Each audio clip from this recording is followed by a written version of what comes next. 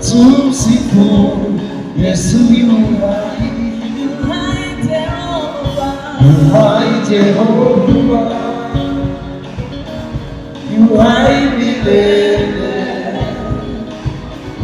Mataifa tumsifu Yesu yu hai.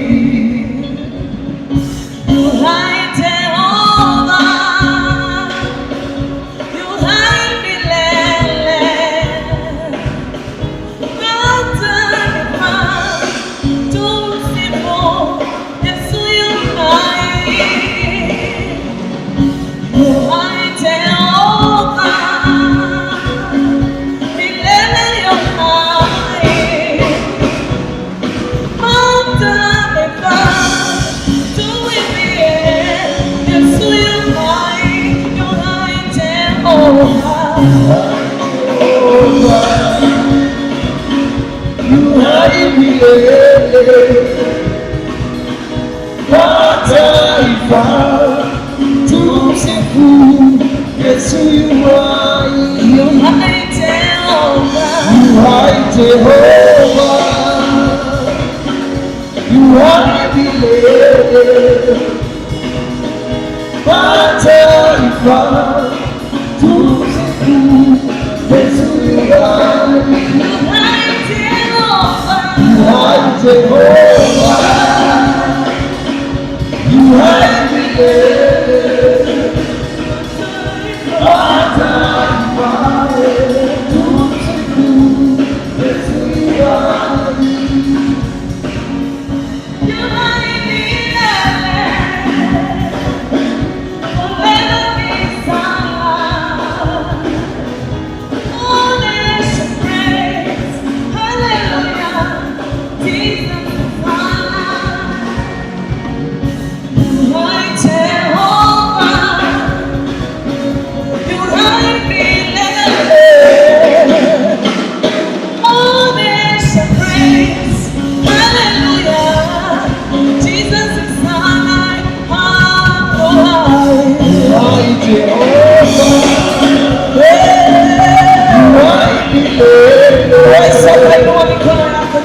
Mataifa tumsifu Yesu yu hai. Yu hai Jehova, yu hai Jehova, yu hai milele. Haleluya, haleluya. Mataifa tumsifu Yesu yu hai.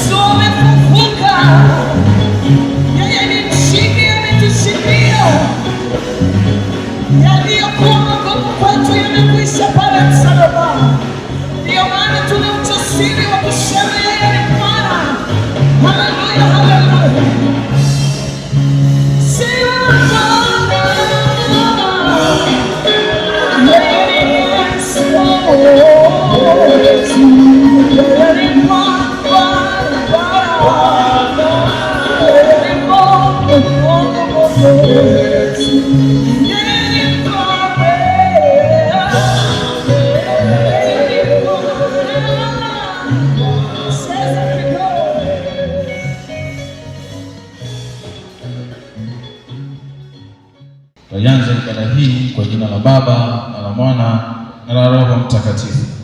Amen. Bwana wetu Yesu Kristo alisema, sikia Israeli, Bwana Mungu wetu ni Bwana mmoja. Awe mpende Bwana Mungu wako kwa moyo wako wote, kwa roho yako yote, kwa akili zako zote na kwa nguvu zako zote.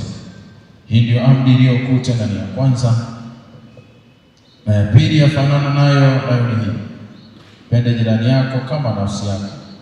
Hakuna amri nyingine iliyo kuu kuliko hizi. Katika amri hizi mbili utegemea Torati yote na manabii. Bwana uturehemu. Bwana uturehemu. Kristo uturehemu. Kristo uturehemu. Bwana uturehemu. Bwana uturehemu. Msaada wetu ni katika jina la Bwana aliyeziumba mbingu na nchi. Wapendwa katika Bwana, tumuungamie Mungu dhambi zetu kwa moyo mnyenyekevu uliotubu na kutii, ili tupate kusamehewa kwa wema na rehema zake zisizo na kikomo. Tafadhali tuketi kwa ajili ya ungamo, hali tukitafakari ni kwa namna gani tunaenenda mbele za Mungu wetu kwa juma hili lote takatifu, na tushirikiane kusema ungamo. Mwenyezi Mungu Baba wa mbinguni, tunaungama kwamba tumekutenda dhambi wewe na jirani zetu kwa mawazo na maneno na matendo, na kwa kutotimiza tupasayo. Twasikitika sana, twatubu. Kwa njia ya Yesu Kristo utusamehe na kutusafisha kwa Roho wako Mtakatifu, ili tuweze kutumikia katika upeo wa maisha kwa utukufu wa jina lako. Amen. Mwenyezi Mungu anayewasamehe wote watubuo kwa kweli, akurehemuni, akusameheni dhambi zenu zote, akutieni nguvu, akuimarisheni katika wema wote, akufikisheni kwenye uzima wa milele kwa Yesu Kristo Bwana wetu. Amen. Kanisa, naomba tusimame kurasa ile 62 na tushirikiane kusema tukufu. Tukufu na Mungu juu mbinguni, amani duniani kwa watu walioridhia. Twakusifu, twakuhimidi, twakuabudu, twakutukuza, twakushukuru kwa ajili ya utukufu wako mkuu. Bwana Mungu mfalme wa mbinguni, Mungu Baba mwenyezi, Bwana mwana pekee Yesu Kristo, Bwana Mungu, mwana kondoo wa Mungu, mwana wa Baba, uichukuaye dhambi ya ulimwengu, uturehemu. Uichukuaye dhambi ya ulimwengu, kubali kuomba kwetu. Ketie mkono wa kuume wa Mungu Baba, uturehemu. Kwa kuwa ndiwe peke yako mtakatifu, ndiwe peke yako Bwana, ndiwe peke yako uliye juu, Yesu Kristo, pamoja na Roho Mtakatifu, katika utukufu wa Mungu Baba. Bwana akae nanyi Pia na roho yako. Sala ya siku inapatikana katika vitabu vya sala ukurasa wa 104. Ikiwa leo ni siku ya Pasaka na wazo kuu kufufuka kwa Bwana wetu Yesu Kristo. Na tuombe. Mwenyezi Mungu, ulishinda mauti na kutufungulia mlango wa uzima wa milele kwa mwana wako pekee Yesu Kristo. Tujalie tuzitimize nadhiri zetu kwa msaada wako, kwa kuwa umezitia mioyo yetu kwa neema yako. Kwa yeye Bwana wetu Yesu Kristo mwana wako, aishiye na kumiliki pamoja nawe katika umoja wa Roho Mtakatifu, Mungu daima milele na milele. Amen. Katika kushiriki siri ninayo, katika kushinda kwangu nina siri, katika kushiriki siri ninayo, katika kushinda kwangu wala siogopi, maana mimi ni mshindi, tena sitetereki, ushindi nimeandikiwa, wala siogopi, maana mimi ni mshindi, tena sitetereki, ushindi nimeandikiwa. Nina siri katika kushiriki, siri ninayo katika kushinda kwangu.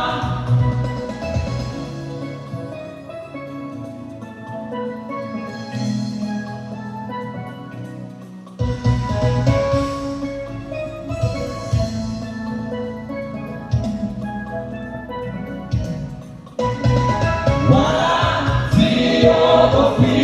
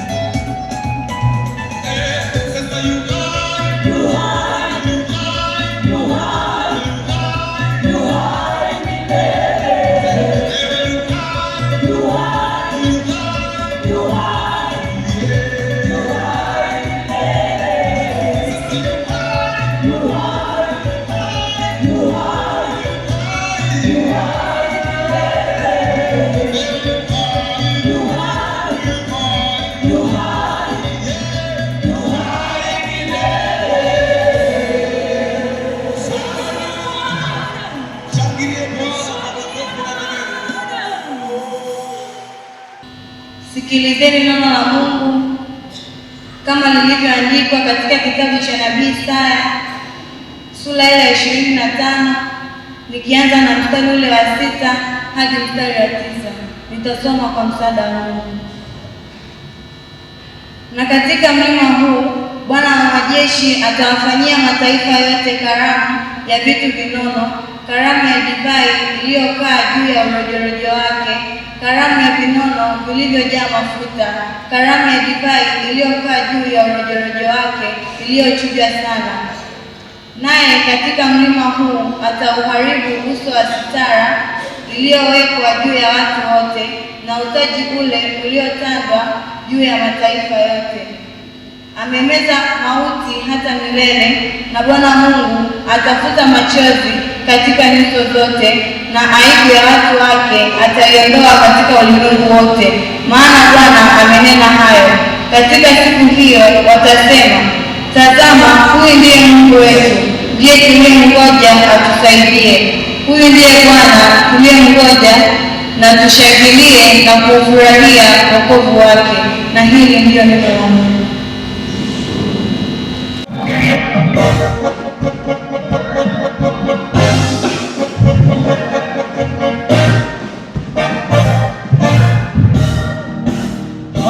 Hallelujah,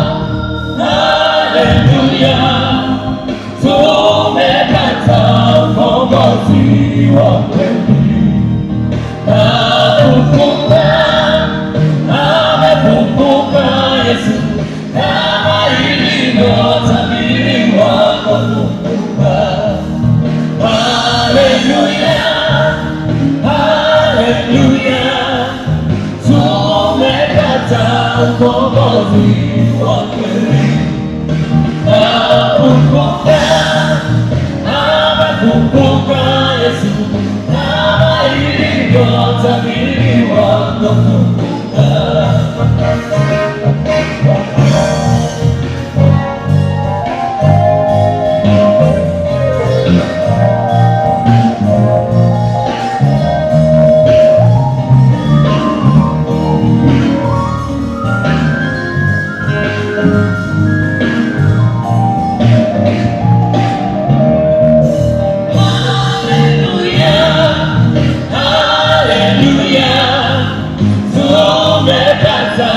Ukombozi wa kweli.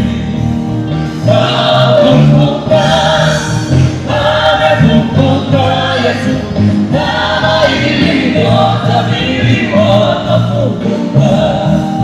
Haleluya, haleluya, tumepata ukombozi wa kweli. Amefufuka Yesu, kama ilivyotabiriwa kufufuka.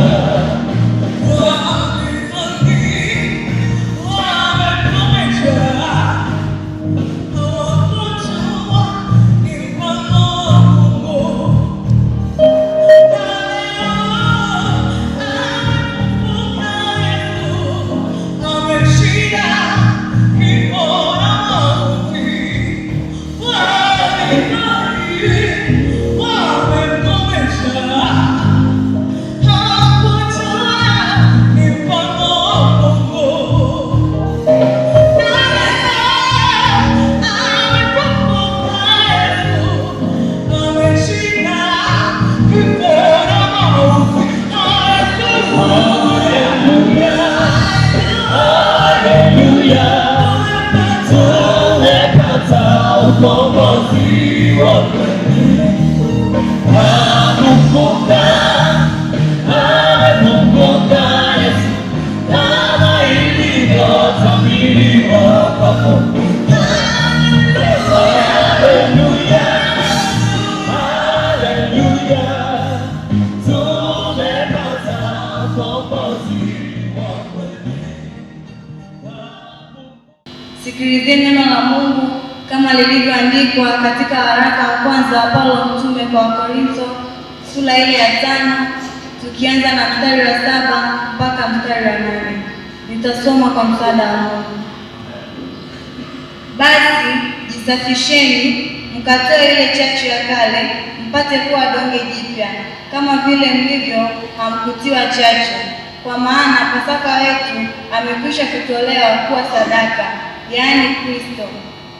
Basi na tuifanye karamu, si kwa chachu ya kale, wala kwa chachu ya uovu na ubaya, bali kwa yasiyochachika, ndiyo weupe wa moyo na kweli. Na hili ndiyo neno la Mungu. Sikilizeni neno la Mungu kama lilivyoandikwa katika Injili kama alivyoiandika Marko mtakatifu sura ya 16 kuanzia aya ya 1. Hata Sabato ilipokwisha kupita, Mariamu Magdalene na Mariamu mama Yakobo na Salome walinunua manukato wapate kwenda kumpaka. Hata alfajiri mapema siku ya kwanza ya juma wakaenda kaburini, jua lilipoanza kuchomoza. Wakasemezana wao kwa wao, ni nani atakaye tuvingirishia lile jiwe mlangoni pa kaburi? Hata walipotazama waliona ya kuwa lile jiwe limekwisha kuvingirishwa, nalo lilikuwa kubwa mno. Wakaingia kaburini, wakaona kijana ameketi upande wa kuume, amevaa vazi jeupe, wakastaajabu. Naye akawaambia, msistaajabu, mnamtafuta Yesu Mnazareti aliyesulubiwa. Amefufuka, hayupo hapa. Watazameni mahali walipomweka. Lakini enendeni zenu, kawaambie wanafunzi wake na Petro ya kwamba awatangulia kwenda Galilaya, huko mtamwona kama alivyowaambia. Ndilo neno la Bwana.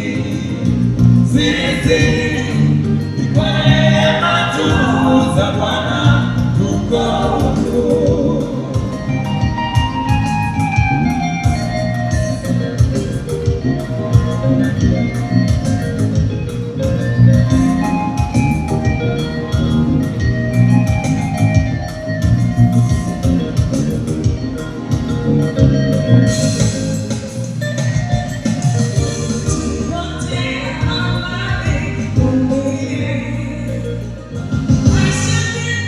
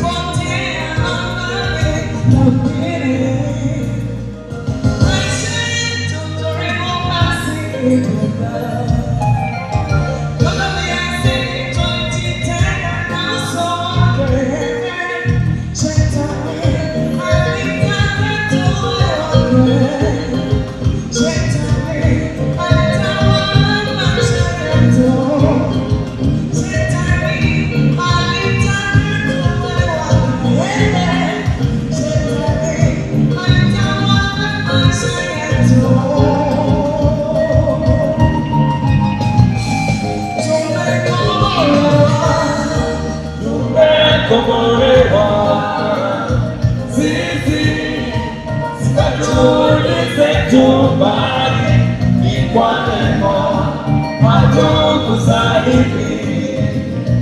Sisi ni kwa neema tu za Bwana tuko huru, tumekombolewa. Sisi si kwa juhudi zetu, bali ni kwa neema hatukustahili. Sisi ni kwa neema tu za Bwana tuko huru.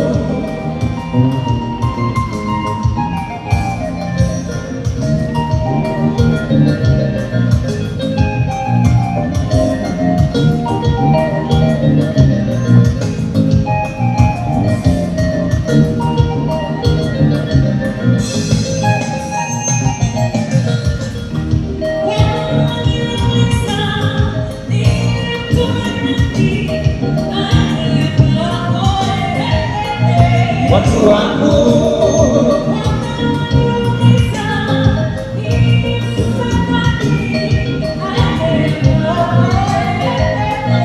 watu wangu,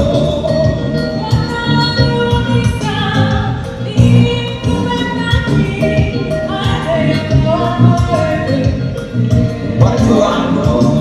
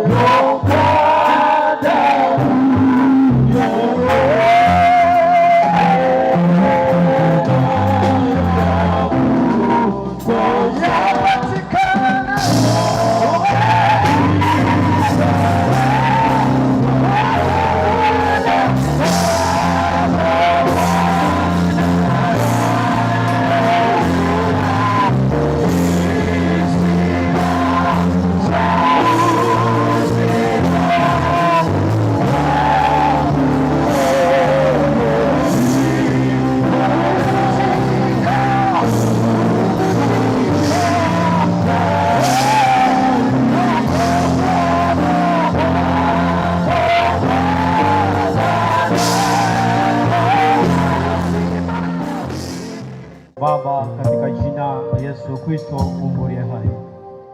Asante Mungu kwa neema uliotupa na hata kuiona siku hii. Asante kwa ajili ya mkono wako, endelea kuwa pamoja nasi tunapotafakari neno lako.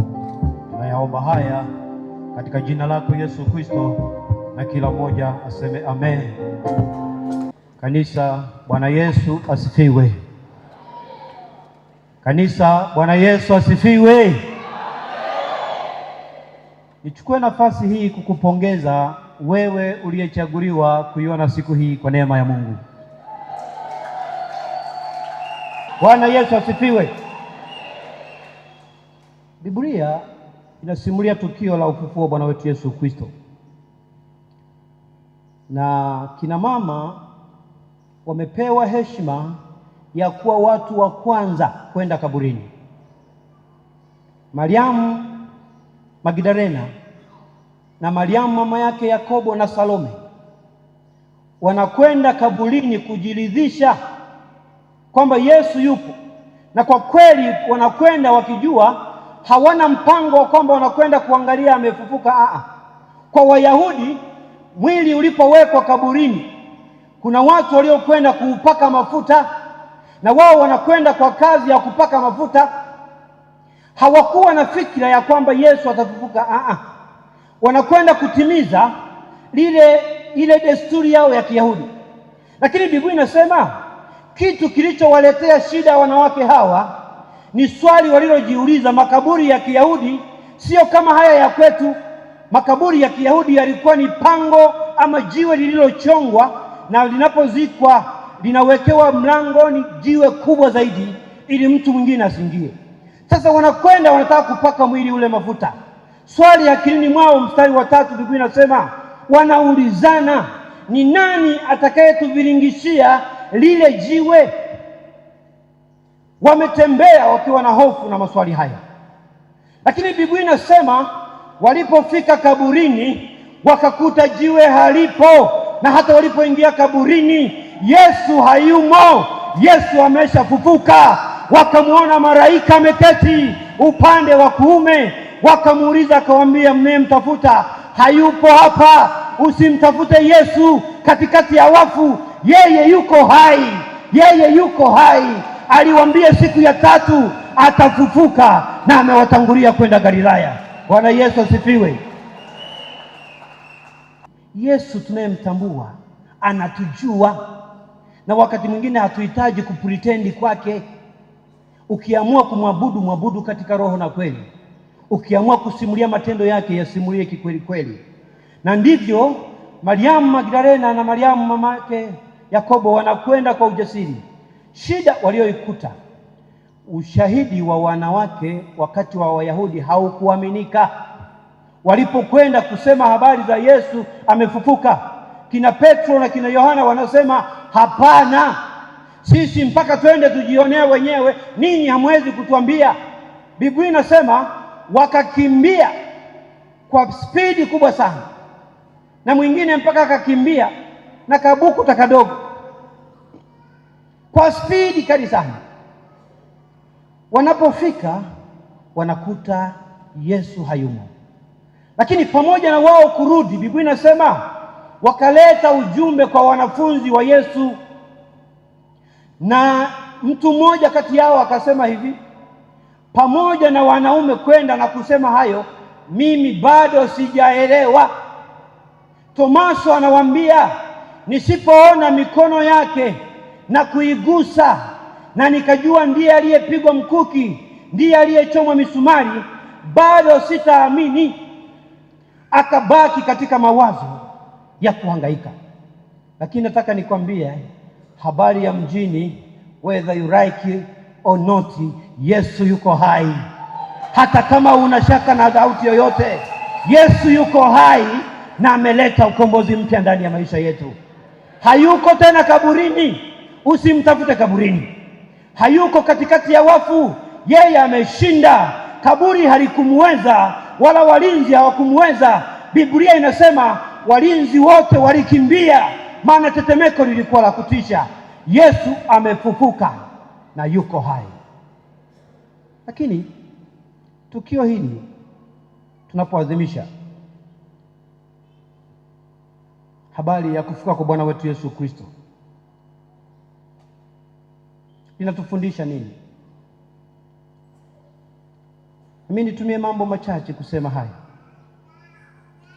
Kama kanisa litutafakarishe mwanzo mpya katika maisha ya imani. Kama kanisa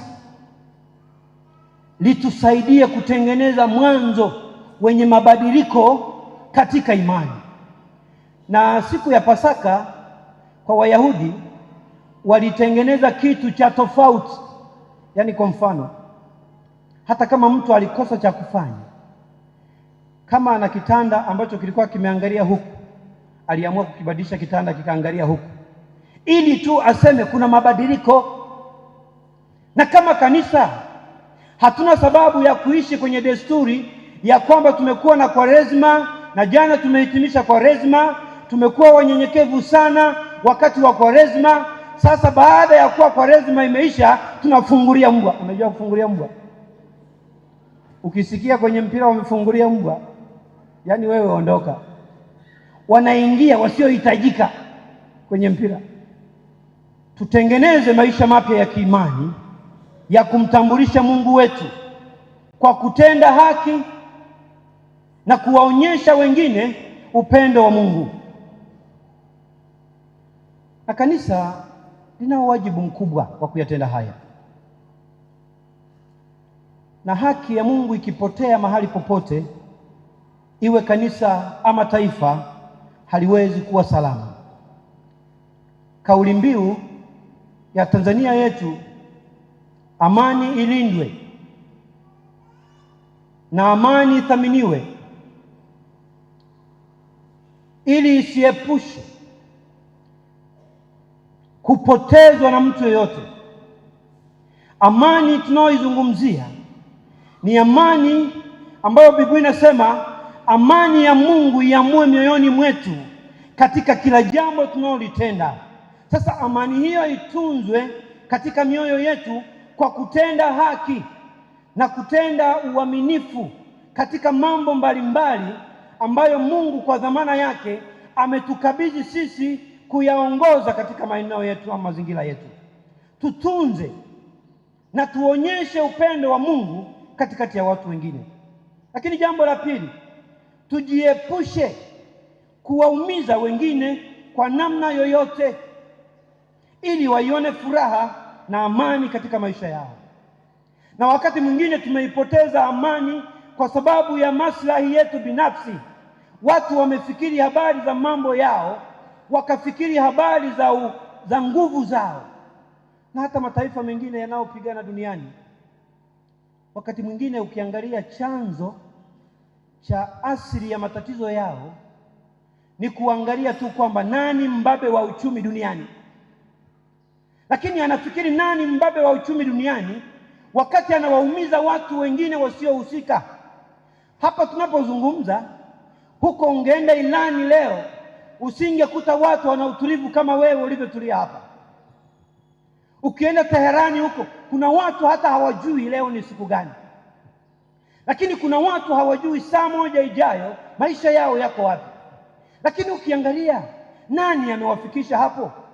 Wamefikishwa na mtu wakati mwingine anatafuta tu kusema nani mbabe wa uchumi duniani, na wakati mwingine imeumiza wengi. Na Waswahili wakasema siku nyingine wanapopigana panzi kinachoumia ni nini? Nyasi. Sasa mimi sitaki kusema nyasi ni nani, lakini ziko nchi duniani zimeshaanza kulia kwa sababu ya maisha ya watu fulani. Na sasa tunaposema habari ya kuitunza amani na kuilinda haki, tujiepushe na mambo binafsi ambayo yanaondoa furaha mioyoni mwa watu na yanaleta uchungu na maumivu katikati ya watu. Na kila mmoja katika eneo ambalo Mungu amekuweka, wewe una wajibu wa kutoa hesabu. Kama ni kiongozi kanisani, una wajibu wa kutoa hesabu. Kama ni kiongozi serikalini, una wajibu wa kutoa hesabu.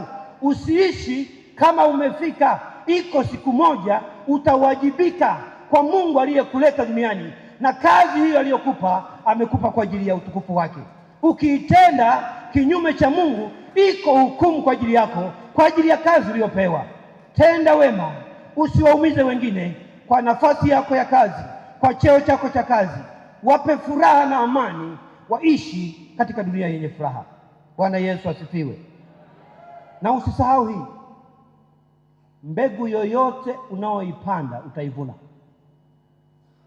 Ukipanda ubaya utauvuna, ukipanda wema utauvuna. Mungu atusaidie kupanda wema katika maisha yetu na kwa watu wengine, katika jina la Mungu Baba na Mwana na Roho Mtakatifu, amen. Ajili yetu akichukua dhambi ya ulimwengu, ambaye kwa kufa kwake ameangamiza kufa, na kwa kufufuka kwake amerejeza tena uzima wa milele. Utukufu unawe Baba wa mbinguni, ambaye kwa rehema zako ulimtoa mwana wako pekee Yesu Kristo, ili wote wanaomwamini wawe na uzima wa milele. Utusikie Baba wa rehema, tunakusihi, ili sisi tukiupokea mkate huu na kikombe hiki, kama mwana wako alivyotoa mtoa washirika wa mwili na damu yake, yeye usiku aliotolewa alitwaa mkate, naye akisha kushukuru na kutukuza akaumega, akawapa wanafunzi wake akisema, twaeni mle, huu ndio mwili wangu utolewa kwa ajili yenu, fanyeni hivi kwa ukumbusho wangu. Na vivi hivi baada ya kula akakitwaa kikombe, akashukuru, akawapa akisema, nyweni nyote katika hiki, kwa maana hii ndio damu yangu ya agano jipya, imwagikayo kwa ajili yenu na kwa ajili ya wengi kwa ondoleo la dhambi. Fanyeni hivi kila mnywapo kwa ukumbusho wangu. Baba, kutangaza kwa kutoki kurudi kwa kutangaza tukufu. Kwa hiyo Baba, kwa mkate huu na kikombe hiki tunafanya hivi kwa ukumbusho alioagiza mwana wako Yesu Kristo. Tunaitangaza mauti yake iliyo thabiti milifu, aliyotoa msalabani kwa ajili yetu mara moja, na kuadhimisha ukombozi aliotupatia. Tunakushukuru Baba kwa ajili ya kufuka kwake kwa uweza na kupaa kwake mbinguni, ambako anatuombea daima. Nasi tunatazamia kurudi kwake kwa utukufu, na utukubali katika yetu akusihi. Tujaze Roho wako Mtakatifu, ili tuwe na umoja katika kanisa lako, ambao nalikusanya kutoka pembe zote za dunia, kwa yeye na ndani yake kwako Mungu Baba Mwenyezi, katika umoja wa Roho Mtakatifu, heshima yote na utukufu.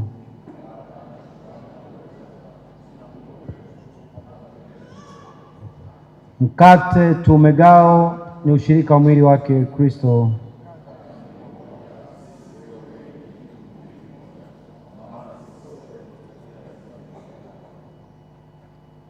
Bwana mwenye rehema,